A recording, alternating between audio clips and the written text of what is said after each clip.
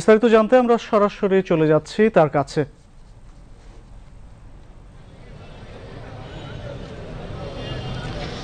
সাদ্দাম, আপনার মাধ্যমে দর্শকদের জানাতে চাই, বিএনপি মিডিয়া সেল থেকে আমাদেরকে জানানো হয়েছে যে আজ সাবেক প্রধানমন্ত্রী বিএনপি চেয়ারপারসন বেগম খালেদা জিয়ার মরদেহ এবার কেয়ার হাসপাতালে ইসলামিক শরিয়া মোতাবেক গোসল করানো হয়েছে। তাকে এবার কেয়ার হাসপাতালে হিমাগারে রাখা হয়েছে। আগামীকাল ঠিক 12টার সময় এখান থেকে ব্যাপক নিরাপত্তার মাধ্যমে তাকে জানাজার দেওয়ার জন্য নিয়ে যাওয়া হবে। তার আগে আপনাকে জানিয়ে রাখি সাদ্দাম, আমাদেরকে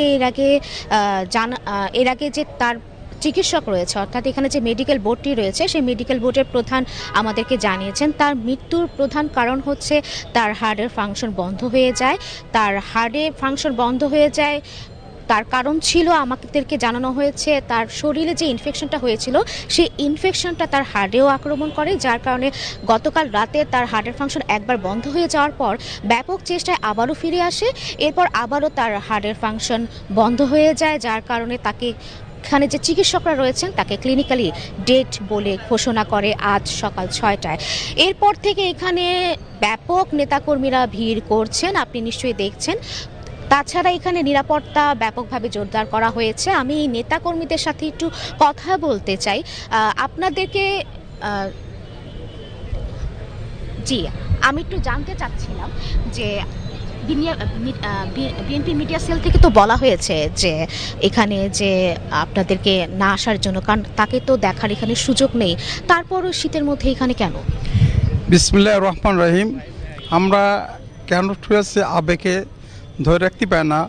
আমাদের রাসূল সাল্লাল্লাহু আলাইহি ওয়াসাল্লাম বলছিলেন, কোনো ব্যক্তি যদি অসুস্থ হয়ে থাকেন তবু তাকে তার বাড়ি যেন খোঁজ নেবেন, তাকে যেন সবসময় খোঁজ নেবে, কীভাবে সে অসুস্থ, কী ওষুধ পানি লাগে সবসময় দেখাশুনো করেন। এর জন্য দেখাচ্ছে এখানে নিষিদ্ধ ছিল শুধুমাত্র মানুষের ভিড় করলে দেখাচ্ছে অনেক রুগীপাত্র ঝামেলা হবে, অন্যান্য রুগীরাই ভর্তি আছেন, এখানে ঝামেলা হবে। এর জন্য আমরা অনেক দূর দূরান্তে এসেছি। কালীগঞ্জ থানা, সাতক্ষীরা জেলা, কালীগঞ্জ থানা উপজেলার আমি ওলামা দলের সাধারণ সম্পাদক। আমরা বারবার এখানে আজকে না, আমরা প্রায় একটা মাস ছায়ার মতন আছি যে আম্মাজান কখন কি আমাদের সংবাদ আসবে যে উনি ভালোই আমাদের কাছে ফিরে আসবে, সেই আশা প্রত্যাশা নিয়ে প্রত্যেক দিন আমরা সময়টা এখানে দিই।